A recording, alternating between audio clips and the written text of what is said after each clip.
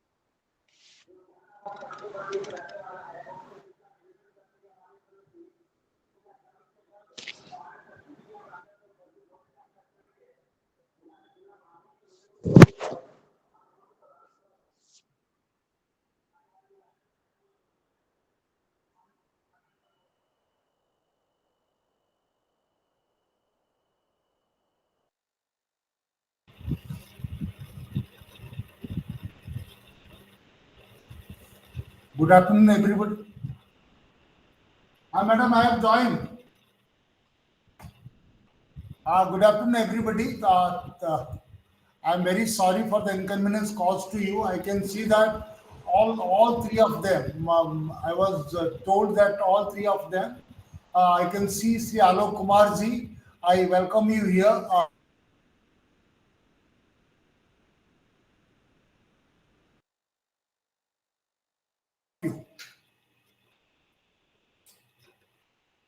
He is the founder of Pavni Organic Farms. We have Miss Sonal Patel. She is the founder of Rain Foodies and Travel Treats Kitchen. And we also have Miss Sadhana Jha. She is the director of Ankuram Robo. They are all three standards in the field of. Please Chirag ji, please सभी को मेरा अनुरोध रहेगा, सभी को join करने के लिए धन्यवाद। जितने भी मेरा यहाँ पे उपस्थित है, सारे मेरे स्टूडेंट्स, मेरे कलीग्स, मेरे एकेडमिक काउंसलर्स, जो भी यहाँ पे उपस्थित है सभी का अनुरोध रहेगा, काइंडली थोड़ा ऑनलाइन प्लेटफॉर्म का तो डिसिप्लिन हम लोग सारे मेंटेन करेंगे।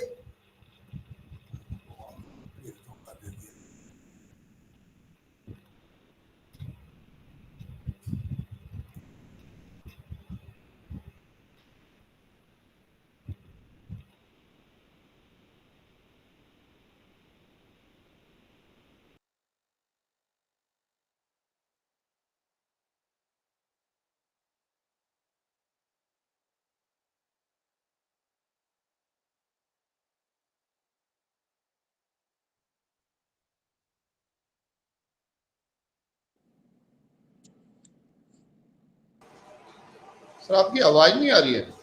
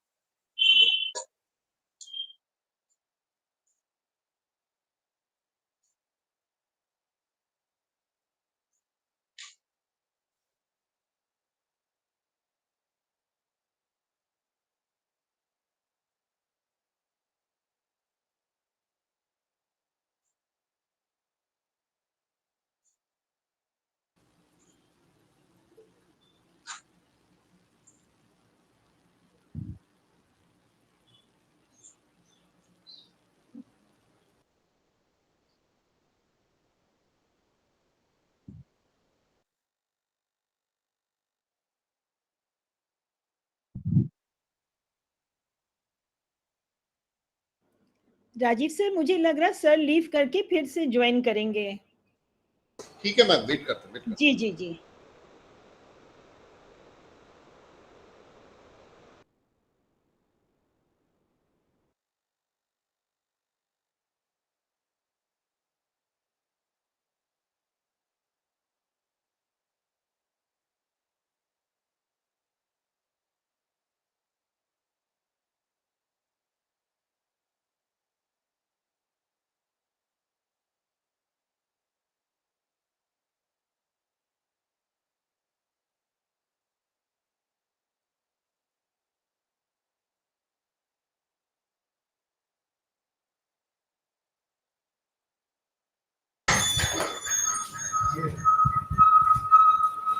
I am once again very sorry for the inconvenience caused to you because of some technical glitch with my computer.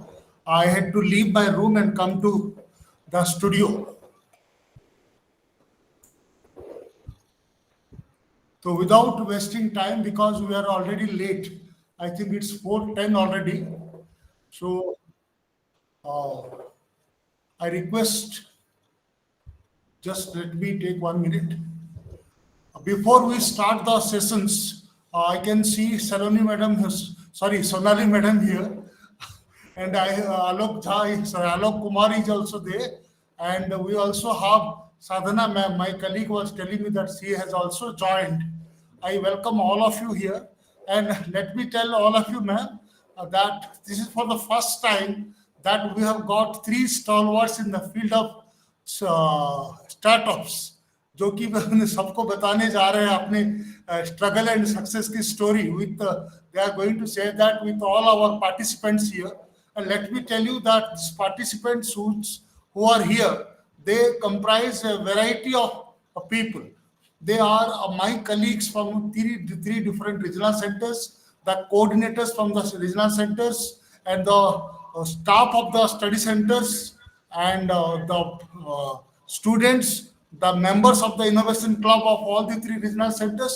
So I welcome all my colleagues here, ma'am. And as you can see here, we organize such activities every month as a part of the activities of the innovation club.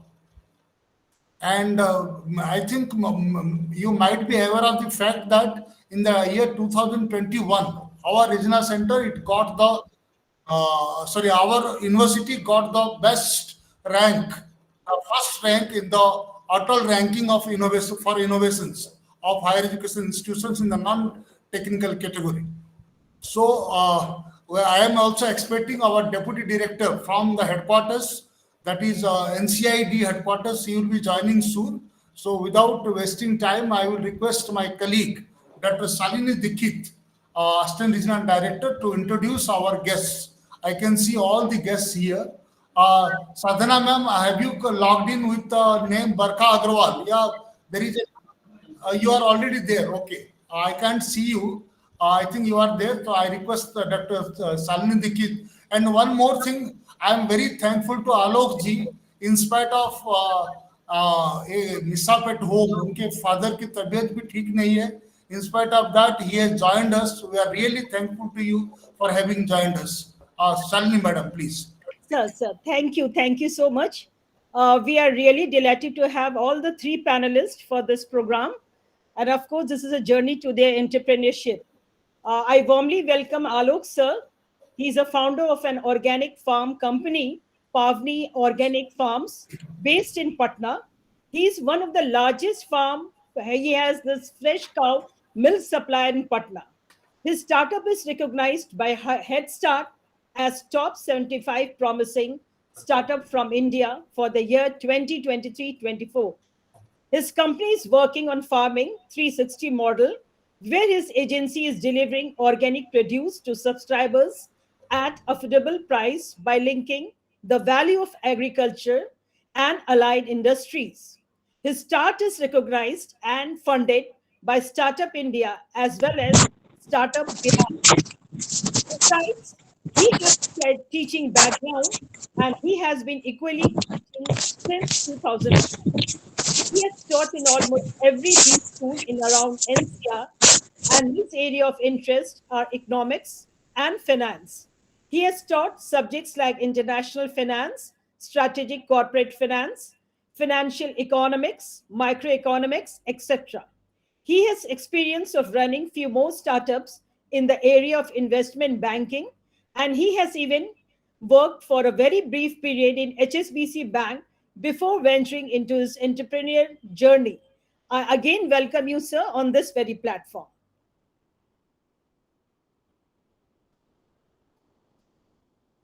Sir, should I introduce all ma'am also, or one after another, sir?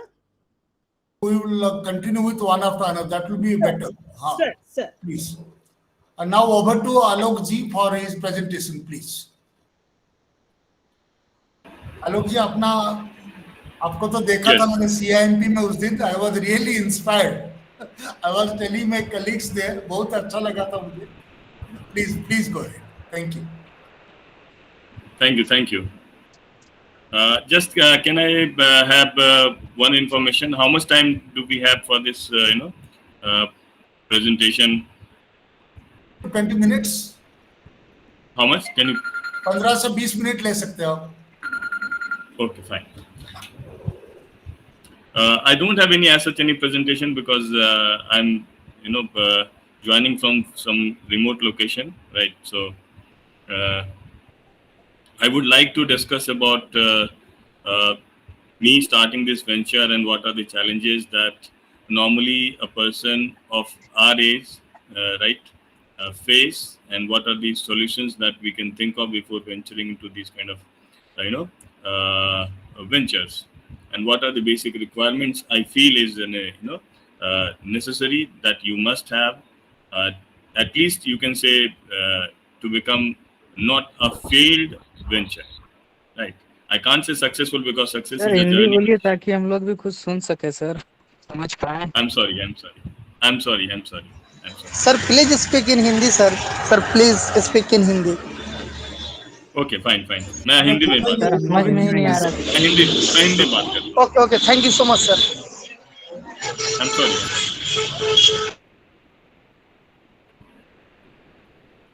So ये जो entrepreneurship की journey है, देखिए इसके लिए क्या है कि कोई उम्र आजकल हो ही नहीं है. पहले एक ज़माना था जब हम कह सकते हैं कि एंटरप्रेन्योरशिप बहुत ही गिने चुने लोग कर पाते थे. ये सबके लिए सबकी बस बात नहीं कही जाती थी. इनफैक्ट जब मैंने अपना पढ़ाई लिखाई ख़त्म किया था और बैंक ज्वाइन किया था, तो मेरा तभी से मन था कि अपना कुछ करने का। लेकिन एक सवाल जो था, मतलब परिवार वाले पूछ रहे थे जिसका मेरे पास कोई जवाब नहीं था, कि अगर नहीं सक्सेसफुल हुए तो क्या करोगे। एक किसी भी एंटरप्रेन्योर की सबसे पहला जो सवाल होता है ना, जो उसके लिए सबसे, आप कहिएगा कि मतलब वो करे या ना करे, इसके लिए सबसे मतलब रुकावट जो उसके लिए होती है वो ये होती है कि क्या अगर मैं फेल हो गया, अगर ये सक्सेसफुल नहीं रहा तो मैं क्या करूंगा। और ये सवाल के जवाब नहीं जब मिल पाते हैं लोगों को, तब वो नौकरी की तरफ बढ़ते हैं। मतलब मैं उन लोगों की बात कर रहा हूँ जो एंटरप्रेन्योरशिप, जो अपना कुछ कह सकते हैं कि अपना कुछ एक बिजनेस एंटरप्राइज बनाना चाह रहे हैं, चाहे जिस भी स्तर का बनाना चाहते हैं। उसके बाद फिर सब जिंदगी तो सवालों का ही एक आपको फेस करना है, सवाल का उसका जवाब भी ढूंढना, यही जिंदगी है। लेकिन एक किसी भी एंटरप्रेन्योर के लिए जो सबसे बड़ा सवाल जब होता है वो यही होता है कि वो कैसे मैनेज करेंगे अगर वो फेल कर जाते हैं तो। मैं जरा एक ऑर्गेनाइजिंग टीम से एक बात पूछना चाहूँगा कि ये जो हमारे ऑडियंस हैं इनका क्या मतलब, ये कौन लोग हैं, मैं फिर उसके हिसाब से ही बात करूँगा। जैसे आलोक जी यहाँ पे ना, जैसे मैंने बताया, यहाँ पे स्टूडेंट्स भी है अलग अलग सब्जेक्ट के, मेनली तो MCA MBA एंड M.Com मतलब स्टूडेंट्स लोग ही हैं हाँ ज्यादातर, स्टूडेंट है, और हमारे फैकल्टी भी है हाँ वो तो खैर मतलब हाँ सर BCA के भी कुछ स्टूडेंट हैं। ओके, वेरी गुड बढ़िया। सर हम लोग इंजीनियरिंग के स्टूडेंट भी हैं सर, इंजीनियरिंग हाँ मतलब बेसिकली आप लोग विद्यार्थी हैं, मैं समझ गया। तो अगर आप जैसे विद्यार्थी हैं, म्यूट कर लीजिए प्लीज। जैसे आप ज्यादातर विद्यार्थी था, हम उसके कॉन्टेक्स्ट में ही बात करें तो ज्यादा अच्छा रहेगा, क्योंकि जब मैंने अपना स्टार्ट किया था तो उस टाइम मैं जो मेरा टोटल एंटरप्रेन्योरशिप का जो जर्नी है उसको हम 2 पार्ट में देखते हैं। एक वो पार्ट है जहाँ पे मतलब आप देखिए क्या मतलब इत्तेफाक है, लोग कहते हैं कि आपको वही काम करना चाहिए जिसमें आप अच्छे हों। मेरा पूरा बैकग्राउंड जो है इकोनॉमिक्स और फाइनेंस का रहा है। मेरी पढ़ाई है, मतलब समझिए कि हिंदुस्तान का एशिया के one of the best university से हुई है जो इकोनॉमिक्स में माना जाता है। वन ऑफ द बेस्ट है दिल्ली यूनिवर्सिटी, वहाँ से मैंने पढ़ाई लिखाई किया था और दुनिया के one of the best bank में काम किया। उसके बाद जो मेरा पहला वेंचर था वो था स्टॉक मार्केट में, फाइनेंशियल मार्केट में था। और सही पूछिए तो जब मैं अपने कॉलेज डेज में था, मैं बहुत अच्छे लोगों को टिप देता था और लोग बहुत पैसा बनाते थे। बट मेरे से अगर आप पर्सनली पूछिएगा, मैं फेल कर गया था एज एन एंटरप्रेन्योर, मैं सक्सेसफुल नहीं हो पाया था। और जबकि सबको मुझे पता है, जब हमने पढ़ाई लिखाई की थी, मेरी ट्रेनिंग थी कि कैसे बिजनेस करना चाहिए, और जिस एरिया में मैं बिजनेस करना जा रहा था उसके लिए मेरे पास टेक्निकल स्किल था कि स्टॉक मार्केट कैसे काम करता है, कंपनीज कैसे वेल्थ क्रिएट करती हैं, इन सारी चीज़ों का मेरे पास नॉलेज था। बट फिर भी मैं सक्सेसफुल नहीं हो पाया। उसके बाद फिर हमने मतलब मैं करीब 20 साल से एजुकेशन इंस्टीट्यूशंस में जुड़ा रहा, जहाँ पे मुझे बहुत सुकून की ज़िंदगी मिलती थी। आप मान के चलिए कि दिल्ली यूनिवर्सिटी से लेके IMT गाजियाबाद, जिम्स हो गया, फिर अपना NIT एक निमराना में यूनिवर्सिटी है, वहाँ पे इन सब जगहों पे मैंने करीब 2004 से लेके अभी तक मैं पढ़ाई रहा हूँ कहीं ना कहीं पे, और वहाँ मुझे सुकून मिलता था। तो जो मेरा वेंचर जब पहला फेल कर गया था, मैं सक्सेसफुल नहीं था, तो फिर यहाँ जब मैं साथ के साथ काम कर रहा था तो मुझे एक पीसफुल जिंदगी मिलती थी। बट एक सवाल हर वक्त दिमाग में घूमता रहता था, हर वक्त जहन में आता रहता था कि एक सवाल हर वक्त मेरे जहन में आता था कि कहीं किसी ने मुझे बोला और कहीं हमने पढ़ा था कि those who can't do they teach, जो कर नहीं सकते ना वो शिक्षा देना शुरू कर देते हैं। मुझे लगता था क्या मैं इसलिए टीचिंग लाइन में आ गया क्योंकि मेरा जो वेंचर था वो फेल कर गया। अब जो फेल कर गया तो फेलियर का लेके मैं यहाँ पे आके पढ़ा रहा हूँ, लोगों को ज्ञान दे रहा हूँ। लेकिन मैंने क्या किया है, मैं आपको जाके समझिए कि मर्जर्स एक्विजिशंस पढ़ा रहा हूँ, जहाँ पे मैं बता रहा हूँ कि कंपनी जब एक दूसरे को खरीदती है तो कैसे वेल्थ क्रिएट करती है।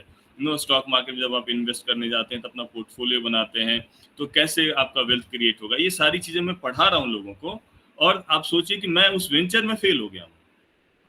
तो कहीं ना कहीं मेरे को लगता था कि यार मतलब कहीं मुझे एक सक्सेसफुल भी तो होना है। तो फिर मेरी जिंदगी का जो पार्ट 2 शुरू हुआ वो बाद में शुरू होता है। और आप इंटरेस्टिंग चीज़ आप देखिए, मेरी जिंदगी का जो एंटरप्रेन्योरशिप का जो दूसरा हिस्सा है वो बिल्कुल ही अलग हो जाता है। मतलब पार्ट 1 मेरा पूरा ही फाइनेंस इकोनॉमिक्स एकदम, मतलब जहाँ पे आप सूट बूट में हर वक्त रहते हैं एकदम, मतलब देखने से हर वक्त लगता था कि एकदम काले काले सफेद शर्ट पैंट सूट में आप रह रहे हैं, एसी के अंदर 24 आवर्स आप रह रहे हैं, बिल्कुल जब भी बात कर रहे हैं thousands of crore lakhs of crore की बात कर रहे हैं। जब दूसरे हिस्से में आता हूँ तो पूरा खेती बाड़ी की बात कर रहा हूँ, गाय के गोबर की बात कर रहा हूँ, और जिसकी मेरे पास जानकारी जीरो है। मेरी सब कुछ समझिए कि दिल्ली में हुआ मेरा, मतलब मैंने मेरी पढ़ाई लिखाई परवरिश सब कुछ, जो नौकरी पेशा सब कुछ दिल्ली में है। और कोई पूछना चाह रहे सवाल क्या? सर आप कंटिन्यू कर सकते हैं। ठीक है, तो अब देखिए इंटरेस्टिंग चीज क्या होती है कि मैं उस हिस्से में जाने की कोशिश कर रहा हूँ जिसका मेरे पास तजुर्बा जीरो है। जी सर, आपका अगर सर हम नंबर लेना चाहेंगे, आपसे कांटेक्ट कैसे करें सर? बोरिक जी पहले सर को अपनी बात कहने दीजिए। विनोद जी थोड़ा म्यूट कर दीजिए, सर अपनी बात करें। मेरा सभी को अनुरोध है, पहले पैनलिस्ट को बोलने दीजिए, आप लोगों को सवाल पूछने का मौका दिया जाएगा। सभी को अनुरोध है, काइंडली थोड़ा डिसिप्लिन मेंटेन करें। सभी को मौका आपके लिए तो किया गया है, ऑर्गेनाइज किया गया है, आप ही को इंस्पायर करने के लिए, आप इससे बात करने के लिए आए हैं। काइंडली थोड़ा कंटेंट करिए प्लीज। Thank you. प्लीज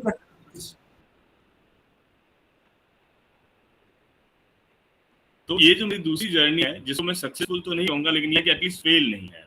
मतलब ये मैं एक रास्ते हम लोग चल रहे हैं जो कि कहीं ना कहीं एक जो दिख रहा है कि हम लोग निकल जाएंगे, हम लोग अब पीछे नहीं जा पाएंगे। और इसमें सबसे बहुत बड़ा योगदान है, मैं बिल्कुल ऑनलाइन बोलना चाहूँगा कि मेरी जो कृषि जानकारी जो भी हुई, ऑर्गेनिक फार्मिंग से रिलेटेड जो जानकारी हुई, नायक सर आपको बताते मुझे बड़ी खुशी हो रही है कि मैंने इग्नू से वो कोर्स किया था। इग्नू में जाके मैंने 6 महीने का डेयरी डिप्लोमा किया और 3 महीने का ऑर्गेनिक सर्टिफिकेशन कोर्स किया, जो सैदुल्ला जाब में है। और अभी भी मुझे मतलब वो यादव सर याद है, जो संडे के संडे हमारी क्लासेस होती थी। और पता है सबसे इंटरेस्टिंग चीज क्या थी, अभी मतलब जब तक मैं वहाँ नहीं गया था तो क्लासरूम का मतलब मैं ये समझता था कि हम लोग कहीं क्लास में बैठेंगे, एक प्रोफेसर साहब आएंगे, वो पढ़ाएंगे हमें, जैसे मैं भी पढ़ाता था तो वही लगता था, वही फील होना चाहिए। और इग्नू का इतना इंटरेस्टिंग वहाँ पे था कि मतलब हम लोग की पढ़ाई होती थी खेत में जाके। ऑर्गेनिक फार्मिंग की हमारी जो भी पढ़ाई हुई है वो आधा घंटा क्लासरूम में होता था, उसके बाद पूरे दिन हम लोग खेत में बैठे रहते थे और वहीं पे देखते थे कैसे वर्मी कंपोस्ट बन रहा है, कैसे उसमें ऑर्गेनिक पेस्टिसाइड तैयार किया जा रहा है, कैसे फिर उसको छिड़काव करते हैं। मतलब ये सारी चीज़ें जो है, और मैं जो भी अगर मान के चले फार्मिंग में कुछ भी आज तक सीखा हूँ तो उसमें बहुत बड़ा योगदान जो है वो इग्नू का ही है। अगर इग्नू नहीं होता शायद मैं ऑर्गेनिक फार्मिंग के बारे में कुछ शायद जान भी नहीं पाता। तो एक बहुत मतलब अहम, और डेयरी के बारे में भी उनका 6 मंथ्स का कोर्स था, ऑल्दो मैं वो कोर्स पूरा नहीं कर पाया था, लेकिन ऑनलाइन क्लासेस मैंने सारी लिए, सारी चीज़ मैंने सीखा। उसके बाद फिर मैं पटना शिफ्ट कर गया था, तो ऑनलाइन में जो भी मैं क्लासेस ले सकता था, इग्नू का बहुत बड़ा मतलब ऑनलाइन, मतलब आज से नहीं, अभी हम लोग ऑनलाइन क्लास की बात कर रहे हैं, बट इग्नू के पास जो है वीडियो ट्यूटोरियल जो है, समझिए 2012 की मैं बात कर रहा हूँ, उस टाइम में सब कुछ हमने सीखा था। तो वहाँ पे जाके हमने पूरी ऑर्गेनिक फार्मिंग सीखी वो 6 महीने के अंदर में। फिर बहुत सारे इंस्टीट्यूट्स घूमा। तो मुद्दे की बात क्या है कि पहली चीज जो मैं बताना चाहता हूँ, आप जिस एरिया में भी करना चाहते हैं उसकी पूरी होमवर्क आपको करनी चाहिए। दिक्कत क्या हो गई थी, जो पहली बार मैंने सब कुछ होमवर्क तो कर लिया था, लेकिन ये नहीं पता था मुझे कि उसको कैसे हम सक्सेस में कन्वर्ट कर सकते हैं। ओवर कॉन्फिडेंस था मेरे को, मुझे लगता था मैं कोई भी चीज छू लूंगा एकदम, जैसे हर्षद मेहता था, कोई भी चीज छूता उसको लगता है एकदम बस ये बढ़ना ही बढ़ना है। जब मैं फार्मिंग में किया तो मैं पूरी हर एक जगह, मैं समझिए कि एक जो नॉर्थ इंडिया में शायद ही कोई छोटा उस टाइम में शायद ही कोई बड़ा मतलब डेयरी फार्म होगा जहां मैं नहीं गया देखने के लिए। करीब 2 साल हमने लगा दिया पूरा होमवर्क करने में, और उस 2 साल में पूरा होमवर्क किया, एक एक चीज जाके सीखा, क्योंकि मेरी जानकारी जीरो थी उस केस में। उसके बाद फिर हमने देखा कि मेरे को कितना पैसा लगाना पड़ेगा, और एक चीज फिर से मैंने सीखा, NDRI करनाल में गया था, वहां से मैंने सीखा डेयरी के बारे में बहुत कुछ। तो NDRI करनाल में मुझे वहाँ पे एक प्रोफेसर साहब मिले, तो उन्होंने मुझे एक बड़ी अच्छी बात बोली थी कि आपके पास 100 रुपया है तो आप 10 रुपये का ही बिजनेस सोचना पहले। खेती की बात करो, ये लॉजिक हर एक फील्ड में नहीं काम करेगा, लेकिन मैं खेती बाड़ी की बात करूँ, जब अगर फार्मिंग में आप जा रहे हो तो उनका एक कहना था कि अगर आप फेल करते हैं तो इसको आप सुधार जो है ना 1 साल के बाद ही कर पाएंगे। अगर आपका एक क्रॉप खराब हो गया ना तो जो भी इस कारण से खराब हुआ होगा उसको आपको अगर ठीक करना है तो आपके पास अगला मौका 1 साल के बाद ही जाएगा। यानी कि जब भी हम कोई काम करें, हमारे लिए सबसे इंपॉर्टेंट चीज क्या है कि अगर हम फेल करेंगे तो मेरे पास क्या मौका रहेगा उसको ठीक करने का। अगर कहीं भी मैं गलती कर जाता हूँ जिसकी वजह से मैं फेल कर सकता हूँ, उस गलती को सुधारने का मेरे को कितना टाइम मिलेगा और उसकी क्या कीमत होगी। आपका फेलियर का एक कॉस्ट होता है, वो कॉस्ट एक होता है इम्प्लिसिट, यानी कि आपका जो पैसा लग रहा है वो जो एक्सप्लिसिट जो आपका पैसा लग रहा है जो चला गया आपका, और एक होता है जो आपका समय गया, आपके संसाधन गए, जो चीज़ आप नहीं कर सकते थे। जैसे एक छोटा सा एग्जांपल देता हूँ, हमने 4.5 एकड़ में अपने लिए गाय के लिए हमने एक मक्के का खेती किया शुरू। अगर मैं बता रहा हूँ कि मेरी अपनी जानकारी कुछ भी नहीं थी खेती बाड़ी को लेके, गाय को पालने को लेके, जो भी पढ़ा जाके इग्नू से और NDRI से सीखा सब कुछ जाके, और ऑर्गेनिक फार्मिंग करनी थी। हमारी जो खेत थी वो फेल कर गया, पूरा का पूरा क्रॉप फेल कर गया। तो आप सोचिए 4.5 एकड़ में हमने खेती करी थी, 10-12 हज़ार रुपये 1 एकड़ का हमारा खर्चा आया था, तो हमको लगा 40-50 हज़ार का नुकसान हो गया। तो अगर आप 25-50 लाख का प्रोजेक्ट लेके जाते हैं तो आपके लिए बहुत बड़ा कॉस्ट नहीं था। लेकिन अब दूसरा नुकसान क्या हुआ, नुकसान ये हो गया कि अब वो 4.5 एकड़ का जो खेत हमने बनाया था, जिससे हमें लगा था कि हम 4 महीने घास अपना खिला पाएंगे गाय को, यानी उसके हिसाब से हमने राशन की प्लानिंग की थी, अब वो सब बदल गया। तो कॉस्ट 40,000 50 हज़ार का नहीं था, वो कॉस्ट जो था लाख रुपए से ऊपर का चला गया। यानी मेरे एक गलती से वो फेल्ड हो सकता है, अगर मुझे ये नहीं पता होता कि वो 1 लाख का खर्चा जाएगा या 10 लाख का खर्चा जाएगा। अगर मैं पहले दिन पूरा बिजनेस में पैसा लगा देता और पूरा का पूरा एकदम बोलते हैं ना कि लगा दिया अब देखेंगे जो भी होगा, नहीं, ऐसे नहीं करना चाहिए। आपको हर वक्त पता होना चाहिए कि आपके पास कितना पैसा है पास में। आपके पास पैसा जो है जरूरी नहीं आपका ही हो सकता है आपने अपने दोस्तों से लिया, अपने परिवार से लिया हो, बैंक से लिया हो, जहां से भी लिया हो।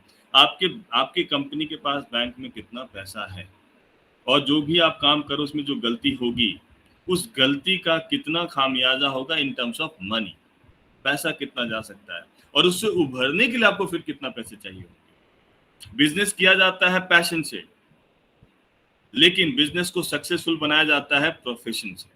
आपको उसको प्रोफेशनली हैंडल करना। जैसे हमारे को था कुछ भी हो जाएगा, फिर निकल जाएंगे जरूर, एक रास्ता निकाल लेंगे जरूर।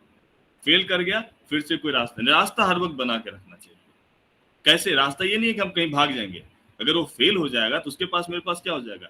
बिल गेट्स की बहुत मुझे अच्छी चीज याद है, जब बिल गेट्स ने अपना काम स्टार्ट किया था तो हर वक्त कहते थे कि मैं हर वक्त फंडिंग तभी ढूंढता था जब मेरे पास पैसा होता था, मैं तब नहीं जाता था फंडिंग ढूंढने के लिए जब मेरे पास पैसे खत्म हो जाते थे। यानी कि ये चीज का बहुत ध्यान रखना होता है।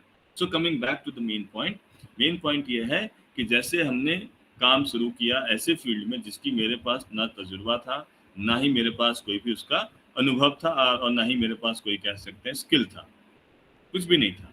बट हमने उन सब चीज़ों को जाके सीखा, फिर जो रिसोर्स चाहिए था वो रिसोर्स का इंतजाम किया। जब रिसोर्स, और साथ के साथ ऐसा नहीं कि हम खड़ी मतलब बैठे रहे। 2013 में जब हमने पटना, 2012 दिसंबर में जब हम पटना शिफ्ट किए, हमने सबसे पहले क्या कि शुरुआत तो कर ही दी, 2 गाय जाके खरीद दी, और उसका इकोनॉमिक्स जो मैं लोगों से सीखता था, साथ के साथ मैं खुद से अपना मैथ करना शुरू कर दिया। और हर वक्त ये कोशिश करता था कि अगर मान के चलो कि फेल करूंगा तो मेरे को कितना टाइम मिलेगा इससे निकलने के लिए और कितना पैसा जाएगा। हर वक्त ये कैलकुलेशन अपना बना रहता था और उसकी तैयारी करके रखनी पड़ती थी। करीब 2013 से लेकर 2000 आप कह सकते हैं 19 तक हम बहुत फेलियर सीखे, बहुत फेलियर देखे। लेकिन हर वक्त क्या था, क्योंकि एक हमारे को पता था कि फेल करेंगे तो उससे निकलने का क्या रास्ता है, और एक जुनून था जो बहुत ज़रूरी होता है। कोई भी काम आप करते हैं तो उसको उस टाइम में अगर मैं कैलकुलेशन देखने लगता, अपना इकोनॉमिक्स वाला बुद्धि लगाने लग जाता, तो शायद मैं कब का छोड़ के चला जाता। उस टाइम वो सब चीज़ नहीं देखा था, क्योंकि हम ये देखते थे कि आज की हम जो काम कर रहे हैं उसको हम ये नहीं देख रहे हैं कि 2012 में कर रहे हैं 2014 में क्या होगा। हम ये देखते थे 2012 में कर रहे हैं 2022 में क्या होगा। और आज हम कोई काम कर रहे हैं तो हम ये सोच रहे हैं 2023 में अगर कुछ हो रहा है तो हम ये सोचते हैं कि 2033 में क्या होगा, 2043 में क्या होगा। उसके हिसाब से आज से ही उसके लिए एक कदम बढ़ा देते हैं, वो एक कदम आगे बढ़ा देते हैं। जो फार्मिंग 360 हमारा मॉडल है, वो पूरा ऐसा मॉडल है कि जो शायद 40 साल लग जाएगा पूरा उसको कंप्लीट करने, अगर हम देखें तो। और वो 100% हम लोग कंप्लीट कर लेंगे तो मतलब दुनिया के बहुत सारे परेशानियों से हम लोग खत्म बच सकते हैं। बहुत सारी परेशानी जो उससे हम लोग मतलब इजाद पा सकते हैं, जो भी उससे जुड़े रहेंगे। लेकिन इसमें क्या है कि इतना बड़ा रिस्क इन्वॉल्व है, एक साथ करना इम्पॉसिबल है। एक साथ कर सकते हैं अगर हाँ आपको बहुत बड़ी फंडिंग मिल जाती है एक साथ में, तब आप कर सकते हैं। बट फंडिंग मिल जाएगी, फेल कर गए, फिर अगली बार आप पे कोई ट्रस्ट नहीं करेगा। तो इसलिए क्या है कि हम लोग कभी इसको ओपनली जाके बहुत बड़े स्केल पे नहीं करने की कोशिश करें, छोटे छोटे माइक्रो स्टेप्स लेते जा रहे हैं और इसको करते करते हम लोग आगे बढ़ रहे हैं। तो आइडिया क्या है कि अगर मैं इसको पूरा एक समराइज करूं अपने एक्सपीरियंस को लेके, तो अगर आपने देखा कि ऐसे फील्ड में मैं फेल नहीं कर रहा हूँ, मैं एक सफलता की तरफ अग्रसर कोशिश कर रहा हूँ, बढ़ता जा रहा हूँ धीरे धीरे करके। ऐसे फील्ड में जिसमें मेरा कोई भी एक्सपीरियंस नहीं था, मेरी कोई भी स्किल सेट नहीं था, लेकिन क्या चीज़ था जो पहले वाले जो फेल किया आलोक एंटरप्रेन्योर को, दूसरे वाले आलोक एंटरप्रेन्योर को फेल होने से क्या बचाया था, जो आप एज ए स्टूडेंट आप वो गलती शायद नहीं करें। वो सबसे बड़ी चीज़ होती है क्या कि आपकी तैयारी कितनी है। सचिन तेंदुलकर कभी भी मैच खेलने जाते थे तो उसकी पूरी तैयारी करके जाते थे। अगर आपको ध्यान मतलब आप में हो सकता है आप लोगों को उतना नहीं ध्यान होगा, शेन वॉर्न एक टाइम का बहुत बड़ा टेरर हुआ करता था बॉलिंग का, और 96 या 98 में कभी उनका हिंदुस्तान का दौरा होना था और माना जा रहा था कि वो तो स्पिन का एक बादशाह है, हिंदुस्तान स्पिनिंग पिच है, यहाँ तो सब बर्बाद कर देंगे। और सचिन ने उसकी तैयारी इतनी की थी कि सिर्फ वो रिवर्स स्वीप का ही पूरे मतलब बोलते कितने महीनों तक रिवर्स स्वीप का प्रैक्टिस करता रहा। और जब शेन वॉर्न आया उसने इतना रिवर्स स्वीप उसको मारा, इतना रिवर्स स्वीप मारा कि शेन वॉर्न के बाद में बुरे ख्याल सपने आने लग रहे थे सचिन तेंदुलकर। आइडिया क्या है कि कोई भी काम हमें करना है ना, उसका पूरा का पूरा ना हमको बिल्कुल प्रैक्टिस कर लेना चाहिए, एक एक चीज़ की तैयारी करके चलनी चाहिए। तब आप फेल भी करोगे ना, फिर आप उससे बाहर निकल जाओगे। और जब मैं कह रहा हूँ तैयारी करनी चाहिए, तो बेसिकली क्या देखी जाती है, आपके पास स्किल है कि नहीं वो चीज़ करने का, दूसरा आपके पास उसके लिए सामर्थ्य है कि नहीं। सामर्थ्य जब मैं कह रहा हूँ तो यानी कि आपके पास रिसोर्स है कि नहीं, चाहे वो मैन पावर हो, चाहे वो पैसा हो, चाहे वो कैपिटल लैंड हो, कुछ भी हो, वो उसको आपको व्यवस्था करना पड़ेगा। और तीसरा जो है, आप कितनी गलती अफोर्ड कर सकते हैं और उस गलती से बाहर निकलने के लिए आपको कितना वक्त लगेगा, वो उतना वक्त आपके पास है कि नहीं।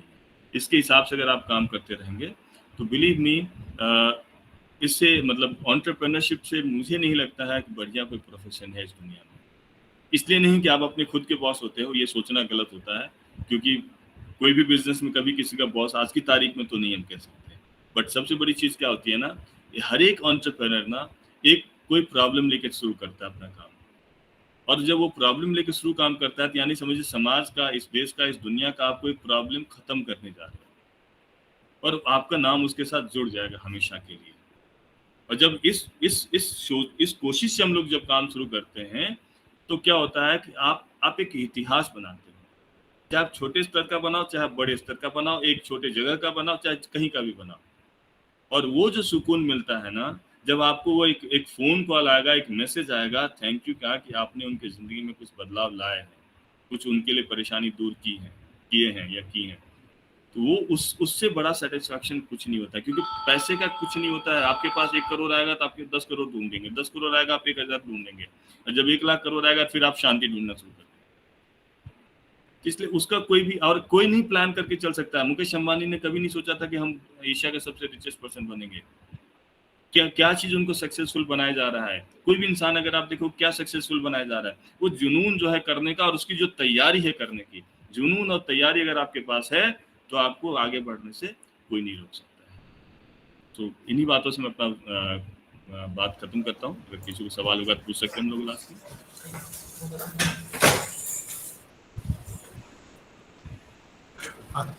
Thank you Alok ji for your inspiring words for our participants. जो हमने सीखा आपसे दो चीज है, हाउ मच गलतियां यू कैन एफोर्ड, मतलब गलतियां या तो फेलियर्स को कितना हम एफोर्ड कर सकते हैं। आपके सब माने स्किल्स हो सकते हैं, आपके पास साधन हो सकते हैं, लेकिन कितना रिस्क आप ले सकते हैं, कितना फेलियर को आप एफोर्ड कर, दैट इज इम्पोर्टेंट। तो और एक चीज आपसे जाना हमने कि आप हमारा अलुमनी रह चुके हैं, तो आपको तो हम छोड़ेंगे नहीं इतने आसानी से, बार बार बुलाना चाहेंगे और हमारे बच्चों के साथ आपको इंटरेक्शन करवाएंगे। Thank you very much. Now I request you to be there. Yes, sir, I'm there. सवाल रहेगा I'm here. I'm here. पिताजी का तबीयत ठीक नहीं है. In spite of that, you can afford. नहीं. I'm here. I'm here. Thank you so much. Now I request Dr. Salini to introduce Sonal Patel madam, जो कि हमारे founder है Rail Foodies and Travel Treats Kitchen.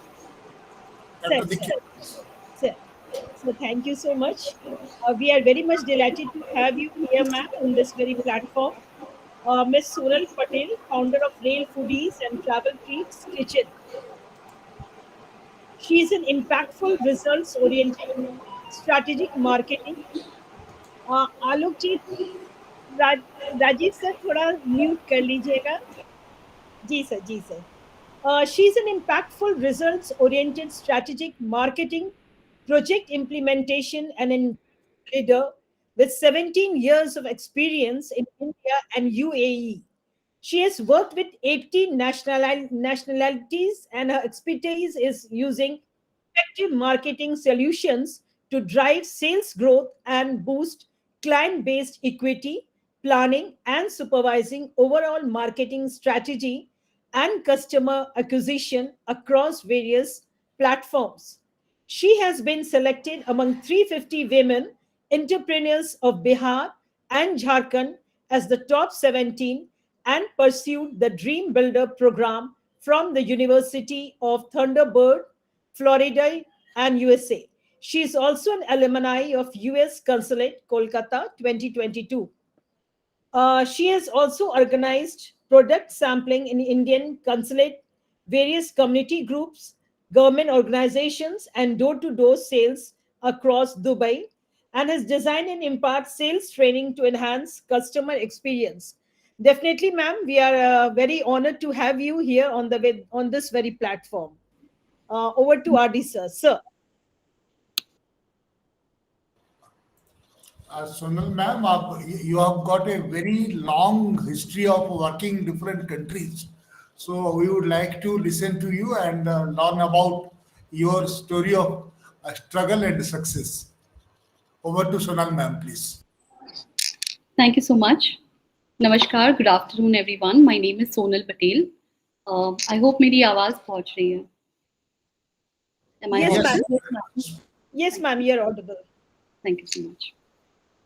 So, मेरी journey रही है थोड़ी difficult. मैं बेसिकली बॉम्बे से हूँ. वहीं पे मैंने अपना ग्रेजुएशन किया है BSc ज़ूलॉजी मुंबई यूनिवर्सिटी से, और उसके बाद मेरी जर्नी शुरू हुई लाइफ स्किल्स ट्रेनिंग में.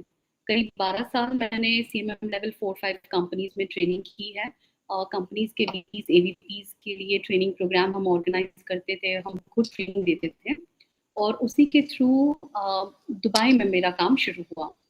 मेरी फर्स्ट कंपनी स्टार्ट हुई थी 2009 में, और वो एक छोटा स्पोकन इंग्लिश ट्रेनिंग सेंटर था मुंबई में. वहाँ से मेरी जर्नी शुरू हुई, और इंडिया के बाद मैंने UAE में, दुबई में काम किया गवर्नमेंट और सेमी गवर्नमेंट ऑर्गेनाइजेशंस में. वहाँ करीब 80 नेशनैलिटी के लोगों के साथ काम किया. तो जब मुंबई में थे तो एक स्वैग था, एक बहुत बड़ा परसेप्शन था कि हम हम एक पोर्टफोलियो कैरी करते हैं, हम सिर्फ कॉर्पोरेट्स में ट्रेनिंग दे रहे हैं या IT कंपनीज में ट्रेनिंग दे रहे हैं. जैसे UAE गए, वहाँ पे रियलिटी चेक हुआ. वहाँ इतनी सारी नेशनैलिटीज, इंडियन, अफगानी, पाकिस्तानी, सुदानी, एशियन, सारे इतने सारे लोगों के साथ काम करना होता था, तो समझ नहीं आता था कि कौन क्या बोल रहा है, क्या समझा रहा है. बॉडी लैंग्वेज डिफरेंट था. फिर दोबारा वो 5 साल की जर्नी वहाँ पे शुरू हुई, और गवर्नमेंट ऑर्गेनाइजेशंस में काम करने के प्रोटोकॉल अलग होते थे, और उसी के साथ साथ सेल्स में, फील्ड में जाके कस्टमर्स के डोर टू डोर, घर पे जाके डोर नॉक कर 20 लीटर वाटर बॉटल, जो गवर्नमेंट का वहाँ ब्रांड था, वो हमें कस्टमर को इनिशियली सेल करना था, और सिर्फ गवर्नमेंट स्टाफ्स को जाना था, मिलना था. तो मेरे लिए बहुत बड़ा चैलेंज था, being an Indian, being a female. Arabic नहीं आता है, वहाँ पे कस्टमर से कैसे बात करेंगे, वो क्या समझेंगे आपकी बातों को. और वहाँ से वो जर्नी शुरू हुई. बिहार में मैं पिछले 3 सालों से हूँ, और इससे पहले की जो मेरी कंपनी है वो है Biz9 मीडिया, जो हम सोशल मीडिया मार्केटिंग और वेबसाइट डेवलपमेंट करते थे. और उसी के फाउंडेशन के बेसिस पे मेरा सेक्शन हुआ था US प्रोग्राम था AWS, और ये डिजाइन किया था.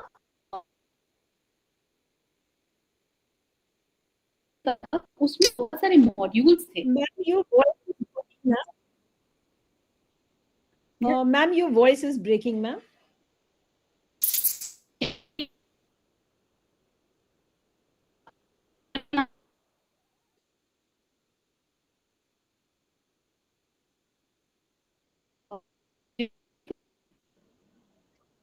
सोनल मैम, आपकी आवाज नहीं आ रही है, वो कट रही है.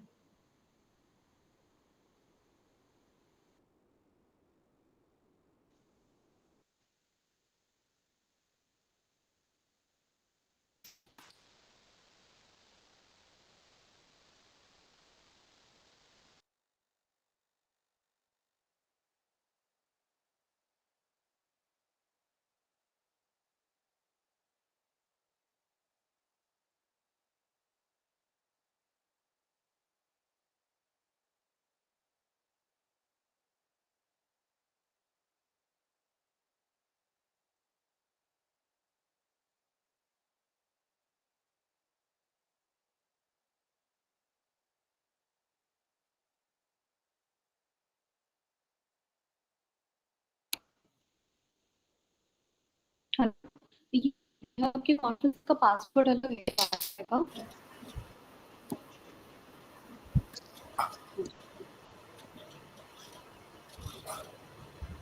Am I audible now? Now you are audible, but your Yes. voice was breaking at that time. Please. I'm really sorry. I'm in the conference room. शायद कुछ नेटवर्क इशू है. मेरा जो स्टार्टअप है अभी वो है रेल फूडीज, और हमारा एक एप्लीकेशन है, मोबाइल एप्लीकेशन, जो आप गूगल स्टोर से डाउनलोड कर सकते हैं.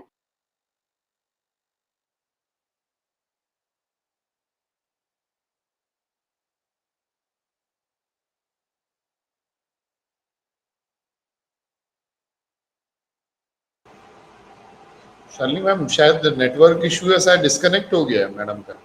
जी सर. सर हम लोग 1 मिनट रुक जाते हैं सर. हाँ. जी sir. Am I connected now?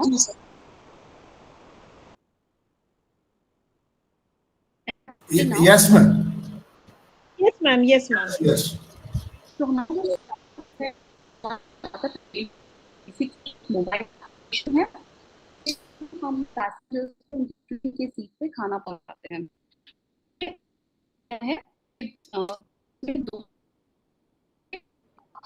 Ma'am आप वीडियो ऑफ कर दीजिए, शायद बैंडविड्थ की कमी है, तो you can switch off your video so that your voice will be clear, I think,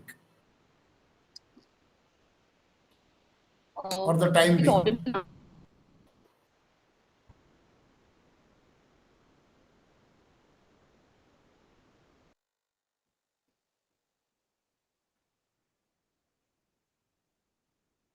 Am I audible now? Yes, ma'am.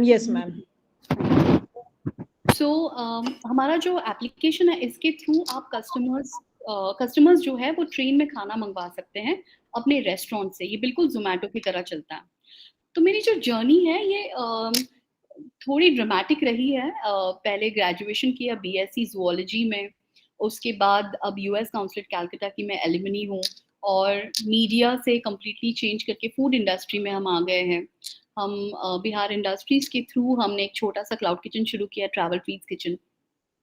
तो कहने का तात्पर्य ये है कि अगर आप एंटरप्रेन्योर हैं और आपका विजन बहुत स्ट्रॉन्ग है, तो आपके लाइफ में जो गोल सेट है वो आप अपने स्किल्स और आपकी स्ट्रेंथ के बेसिस पे इसे एनहांस कर सकते हैं. आप अपने बैकग्राउंड्स को एनहांस कर सकते हैं, और अपनी लर्निंग्स के थ्रू आप अपने प्रोडक्ट को, अपने सर्विसेज को बहुत अच्छे लेवल पे आप इसको पिविट कर पाएंगे. तो ये बेसिकली हमारी जर्नी है ऑफ रेल फूडीज.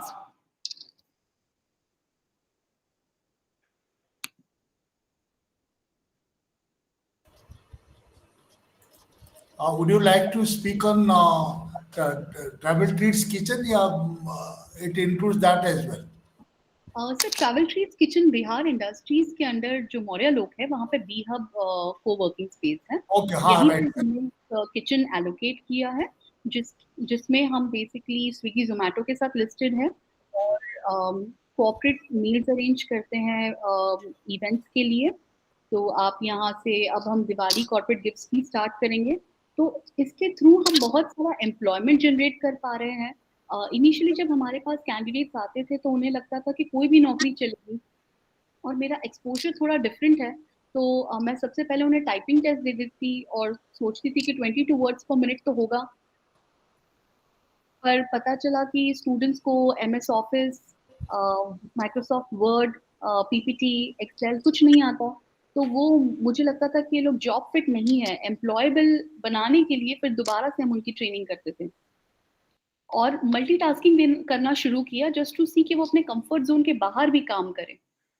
ज़रूरी नहीं कि आप अगर सिर्फ बैकएंड मैनेज कर रहे हैं तो आप बस उसी पोर्टफोलियो में मैनेज करें। अगर आपको किसी कस्टमर को हैंडल करना है, किसी सिचुएशन में अपने आप करना है, तो आप इस चीज़ से बहुत अच्छे से उभर सकते हैं। जहाँ तक फाइनेंशियल कंस्ट्रेंट्स का सवाल है, एज अ स्टार्टअप जो हमारी सीड फंडिंग हुई है बिहार इंडस्ट्रीज के थ्रू, इसके पहले और इसके बाद हमने अपना कैपिटल इन्वेस्ट किया है। तो जब तक आपका फंड रेजिंग नहीं होता तब तक आपके पास अपना खुद का फंड्स बैकअप होना चाहिए, और आपके पास एक अपॉर्चुनिटी है, एक बहुत बड़ा वॉल्यूम है। बिहार में 14 करोड़ की आबादी है, जो प्रोडक्ट यहाँ बनेगा वो यहीं बिक सकता है, और यहाँ पे ही हमारे पास इतना एम्प्लॉयबल यूथ है। अगर हम इन्हें सही तरीके से ट्रेन करें, कम्युनिकेशन में, पर्सनालिटी डेवलपमेंट में, इनकी जो हेजिटेशन है स्टूडेंट्स की या यूथ की, कहीं बात करना है, सेल्स है, तो सबसे पहले ना सुनाई देता है। और हमें बॉम्बे में ये सिखाई दिया था कि ना एग्जिस्ट ही नहीं करता। अगर आप सेल्स में हैं तो पहले 100 कस्टमर आपको ना बोलेंगे, so be ready for rejections, और फिर वहां से आप शुरू करिए। और challenges, it is a part of your journey as an entrepreneur. तो जब आप एक स्टार्टअप शुरू कर रहे हैं, आपने डिसाइड कर लिया आपका एक बिजनेस मॉडल है, आपको अपना प्रॉब्लम स्टेटमेंट पता है, आपने एक सोल्यूशन डिजाइन किया जो एक टेक्नोलॉजी के साथ जुड़ा हुआ है, जिसमें AI, machine learning, mobile application सारा इंटीग्रेटेड है। तो अब इम्पॉर्टेंट ये है कि आप अपनी टीम बनाइए, और वो टीम ऐसी हो कि अगर आप मियामी में हो या मलेशिया में हो या UK में हो, आपका काम हो रहा है, तो आपको उस बिजनेस मॉडल को ऑटोनॉमस बनाना आना चाहिए। It should be on an auto mode. और जब हम अपनी थॉट प्रोसेस को डाइवर्सिफाइड देखेंगे, टीम को बिल्ड करेंगे, उन्हें अपने ब्रांड एम्बेसडर्स बनाएंगे, तब जाके आपका बिजनेस ऑटो मोड में आएगा। So second level of leadership जो है वो यहीं से डेवलप करना हमने शुरू किया है। और आज I am really happy to say Dussehra के बाद हम एक और क्लाउड किचन शुरू कर रहे हैं, और वहाँ के लिए हम 100% श्योर है, जो भी इकोनॉमिक स्टडी हमें करनी थी, माइक्रो इकोनॉमिक्स है, जितना भी कैश फ्लो मैनेज करना था, प्रोक्योरमेंट डेटा बनाना था, वो सारा एक SOP सेट किया हुआ है।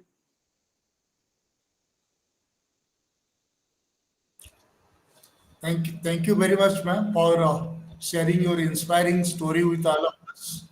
Thank अभी you. हम डॉक्टर दीक्षित को रिक्वेस्ट कर, and I would request you to stay with us so that there might be learners who have questions for you. If time permits, please continue with us. Sure, sir. I'm here. Yes. Thank you so much. Now over to Dr. Dikshit. Please introduce Madam Sadhana Jha, who is the director of Ankuram Robo. Please. Thank you so much, sir. Thank you. We warmly welcome you, ma'am. Since you are the founder and director of Anukuram Robo Private Limited, Anukuram Robo is a startup of robotics, AI, and 3D printer for the teaching and training of students from 6 to 16 years, along with polytechnic and engineering students on future technologies. She also has more than 16 years of experience in teaching, training, research, and development. Within 2 years, she has worked with more than 900 students, credited with working on more than 80 projects, selling of more than 250 3D products. Besides, she has conducted 25 workshops. She has worked in collaboration with government agencies and private sectors. She has also trained students at the engineering college for training, has conducted workshop, organized robotic championship for BSDM, Government of Bihar. She aspires to develop Bihar on the path of success. Thank you, ma'am. Thank you. Thank you, Nayak sir, also to give me this opportunity. Good evening, all of you. मैं सबसे पहले अपने बारे में एक छोटा सा introduction देना चाहूंगी कि मैंने जो अपने स्टार्टअप को शुरू किया उससे पहले मैंने इसको एक्सप्लोर मैं 2016-17 से ही कर रही थी, बिकॉज हर सेक्टर्स में बहुत सारी अपॉर्चुनिटीज थी, बट बच्चों के लिए जो एक स्कूल एजुकेशन लिमिटेड एक सेक्टर मिला है स्कूल एजुकेशन, उसके अलावा बहुत ज्यादा एक्टिविटीज उनकी होती नहीं थी। और इस कोविड के टाइम पे या कोविड से पहले भी जब से कि टच स्क्रीन मोबाइल आया उसके बाद से बच्चे और उनके पेरेंट्स भी अपने को फ्री करने के लिए बच्चों के हाथ में मोबाइल्स दे देते हैं ताकि वो लोग यूट्यूब और रील्स वगैरह देखते हैं और उसमें बच्चे इंगेज हैं तो माएँ अपना सारा काम कर लेती हैं और पेरेंट्स जो हैं वो भी फ्री रहते हैं इन सब चीजों से। तो इसी टीम को ये करके मैंने अपने वेंचर को शुरू किया था और हमने ये डिसाइड किया कि जो छोटे बच्चे मोबाइल में अपने आप को पूरा इंगेज रखते हैं उस चीज से उनको दूर किया जाए और रोबोटिक्स की तरफ इनको मूव किया जाए और ये इनके पास में टूल्स टेक्निक्स जो कि मतलब इंजीनियरिंग के बच्चे करते हैं या इंजीनियरिंग में जाने के बाद बच्चे जिस चीज को करते हैं वो चीज वो छोटे से शुरू करें इस चीज को। तो हमने रोबोटिक्स एजुकेशन शुरू किया। अगर एजुकेशन बैकग्राउंड की बात कही जाए तो मैं रिसर्च स्कॉलर हूँ, मतलब फाइनल मेरा अवार्ड नहीं हुआ है, पीएचडी कंप्यूटर साइंस। और मैंने लास्ट 15-16 ईयर से मैं टीचिंग के फील्ड में हूँ। मैं बीसीए बीकॉम एमबीए के स्टूडेंट्स एमसीए के स्टूडेंट्स को मैं पढ़ाती थी, मतलब लैंग्वेज ये सब सारा कुछ मैं डिलीवर करती थी। और अभी फिलहाल लास्ट 2 साल से मैं पॉलिटेक्निक इंजीनियरिंग कॉलेजेस और छोटे बच्चों के साथ में काम कर रही हूँ, जिसमें कि शुरुआती दौर में मुझे बहुत सारे प्रॉब्लम्स आए बिकॉज हमारे प्रोडक्ट बिल्कुल ही नया था यहाँ के लिए। और हमने पहली बार शुरुआत की एक मेला में जाके, हमने बिहार महिला उद्योग संघ की तरफ से हमने एक मेला लगाया, उसमें अपने प्रोडक्ट्स को रखा और वहां पर जो पेरेंट्स का रिएक्शन था वो बिल्कुल ही डिफरेंट रिएक्शन था बिकॉज वहां पे लोग हैंडीक्राफ्ट के लिए आते थे और वहां हमारा ये रोबोटिक्स से रिलेटेड जो आइटम्स वो देखते थे तो उन्हें लगता ही नहीं था कि ये बच्चे इस चीज को कर सकते हैं। लेकिन अच्छा एक्सपीरियंस रहा और हमने पहली बार में ही वहीं से 30 स्टूडेंट्स का एक बैच बना लिया था, पहला बैच हमने बनाया। और लगा उस समय कि हाँ हमने, क्योंकि उससे पहले तक हमारे पास में बच्चे नहीं आए थे, उस समय हमें लगा कि नहीं इस चीज पे हम लोग काम कर सकते हैं। और मतलब जो हमने 2 साल के बाद इस बार फिर से जो लगाया तो इस बार नो डाउट 100 बच्चे हमारे पास में आए हैं सिर्फ इसके लिए, क्योंकि बच्चों में और पेरेंट्स में दोनों में इन सब चीजों की अवेयरनेस जो है बहुत ज्यादा आ गई है। टेक्नोलॉजी की बात करते हैं तो ये तो सबके सामने सबको पता है कि टेक्नोलॉजी के मामले में बिहार बहुत पीछे है, लेकिन यहाँ में पोटेंशियल बहुत ज्यादा यहाँ के बच्चों में। हम जो बच्चों से ट्रेनिंग करवाते हैं जिसमें कि 11 साल 12 साल के बच्चे एक एक ऐसे ऐसे ऑटोमेटिक डिवाइसेस बनाते हैं जो हम लोग खुद भी इस चीज के लिए बहुत ज्यादा ये हो जाते हैं कि मतलब ये इसके दिमाग में आया कैसे। तो मतलब बच्चों के साथ काम करना अच्छा लगता है, शुरू से टीचिंग फील्ड में थी तो मतलब एक अच्छा एक्सपीरियंस है मेरा उसके साथ में। इन द मीन टाइम हमने फिर अप्लाई किया था बिहार स्टार्टअप वाले में और हमें इंडस्ट्री डिपार्टमेंट्स की तरफ से हमें 10 लाख का सीड फंड भी मिला। और यूएस कॉन्सुलेट कोलकाता की तरफ से जो मतलब 6 फाइनलिस्ट हुए थे बिहार झारखंड से, उनको मतलब $750 जो है वो मुझे मिला था। और इसके अलावा हम लोग जैसे कि बिहार गवर्नमेंट के साथ में बीएसडीएम के लिए हमने रोबोटिक चैंपियनशिप ऑर्गेनाइज किया। तो जो स्ट्रगल मुझे लास्ट 1-1.5 साल में करना पड़ा वो स्ट्रगल अब मुझे लग रहा है कि वो मेरा काम स्मूथली चल रहा है।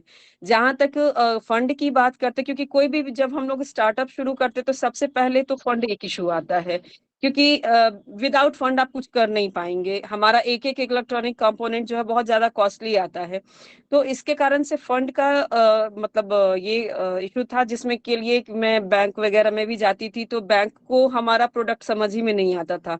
और उन्होंने सामने से कहा कि मैडम अगर आप ब्यूटी पार्लर और बुटीक खोल लेते तो हम आपको तुरंत में आपको हम फाइनेंस कर देते, बट रोबोटिक्स हमारे समझ की बात नहीं है और कुछ वैसा हम लोग को लग नहीं रहा है कि आपको दिया जाए, तो इसके कारण से मुझे किसी बैंक ने नहीं दिया। But Bihar, thanks to industry department and thanks to Bihar government कि उन्होंने मेरे प्रोजेक्ट को समझा और मुझे समझा और उन्होंने मुझे सीड फंड प्रोवाइड किया। और अभी हमारा जैसे कि सभी सीबीएसई करिकुलम में या फिर अगर बैचलर्स की बात करें, मास्टर्स की बात करें, तो रोबोटिक्स, एआई, आईओटी सभी को मेंशन किया गया है। तो हम उसके साथ में अभी जस्ट रिसेंटली हमारा फाइनल हुआ है, जहाँ के पूर्णिया में हम लोग पहला रोबोटिक लैब सेटअप करने जा रहे हैं।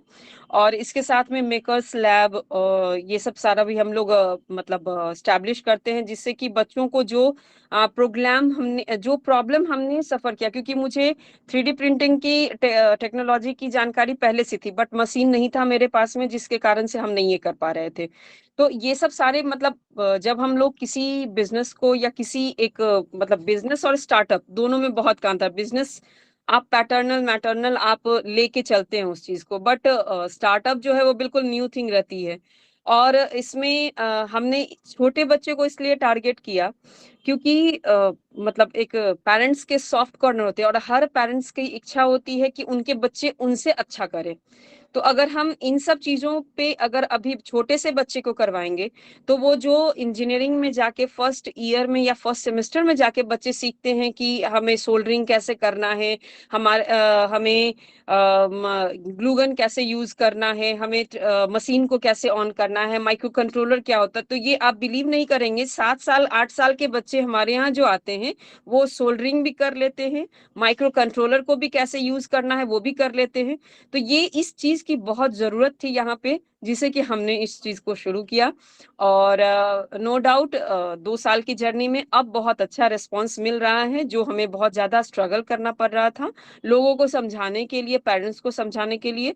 नो डाउट इस बार बहुत अच्छा रिस्पांस रहा और बहुत अच्छे से हम लोग अपने वेंचर को शुरू कर रहे हैं। और अब हम अपने एक्सपेंशन मॉडल पे काम कर रहे हैं, जिसमें कि दुर्गा पूजा के बाद हम लोग अपना एक नया ब्रांच जो है वो राजेंद्र नगर में ओपन करने जा रहे हैं और पूर्णिया में अपना एक लैब सेटअप करने जा रहे हैं, और एक और लैब हमारा रोबोटिक लैब जो है वो पटना में सेटअप होने जा रहा है। Thank you. Thank you very much, ma'am, for this wonderful, inspiring story of yours. एक चीज में जो कि मेरा समराइज करते हुए हम इतना बता सकते हैं, हमारे जो 3 पैनलिस्ट थे उन तीनों का एरिया अलग अलग था। The first panelist he focused upon the agri business, मतलब एग्रीकल्चर को कैसे बिजनेस में कन्वर्ट किया जा सकता है। सेकंड पैनलिस्ट जो है सर्विस सेक्टर में, सर्विस सेक्टर मतलब फूड इंडस्ट्री में सर्विस सेक्टर के हिसाब से उसको कैसे सर्विस दिया जा सकता है, how it can be made customer friendly, तो कस्टमर की नीड के हिसाब से कैसे किया जा सकता है। और मैडम साधना झा का जो है इट इज टेक्नोलॉजी फोकस, मतलब टेक्नोलॉजी को कैसे लोगों की बेनिफिट के लिए यूज किया जा सकता है। तो दे आर 3 डिफरेंट एरियाज।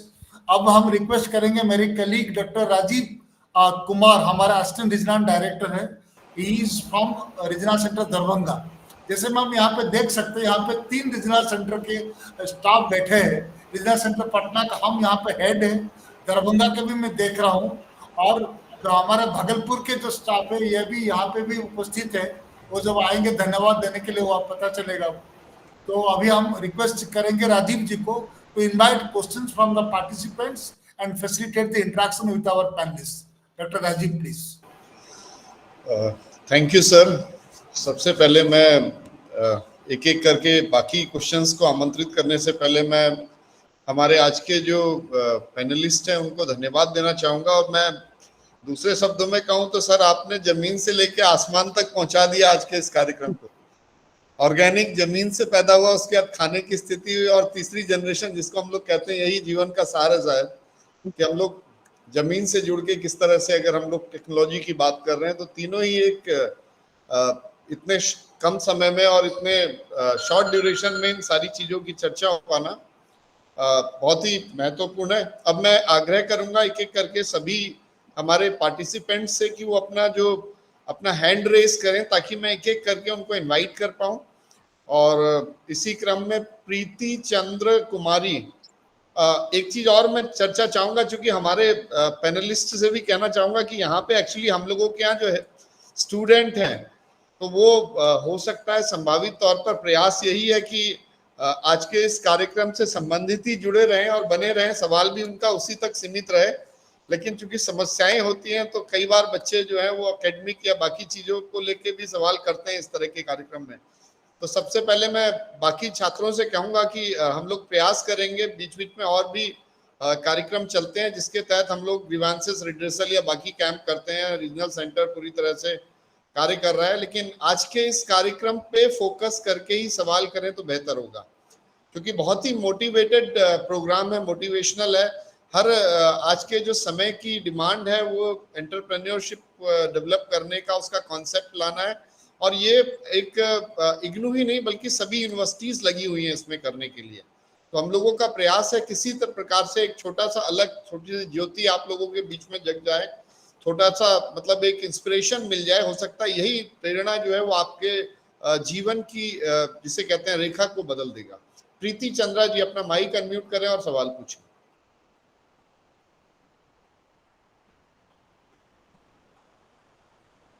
प्रीति चंद्रा अपना माइक अनम्यूट करें, उसके बाद सवाल पूछें।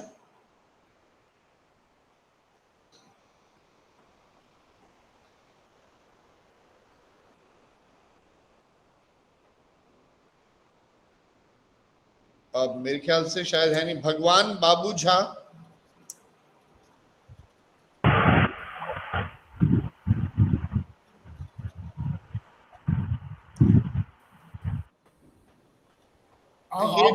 आप चेक कर लो प्रीति। अब करिए, एक मिनट, हो सकता है हमने कंट्रोल ऑफ कर रखा हो। एक बार अब ऑन कर दिया गया, उसको आप चेक कर लो। अच्छा, इसके साथ में मैं आप लोगों को शेयर करना चाहूंगा, आप लोगों के टेक्स्ट मैसेज में हम लोगों ने अटेंडेंस का लिंक दिया है। आप सभी लोग उस अटेंडेंस को ओपन करके अपना नाम, डिटेल, बाकी और चीजें दे दें ताकि हम लोग सर्टिफिकेट आपकी मेल पर सॉफ्ट कॉपी के फॉर्म में भेज सकें। हाँ प्रीति जी, अब आप अनम्यूट करके एक बार एक्सेस करिए। हेलो। हाँ बोलिए प्लीज।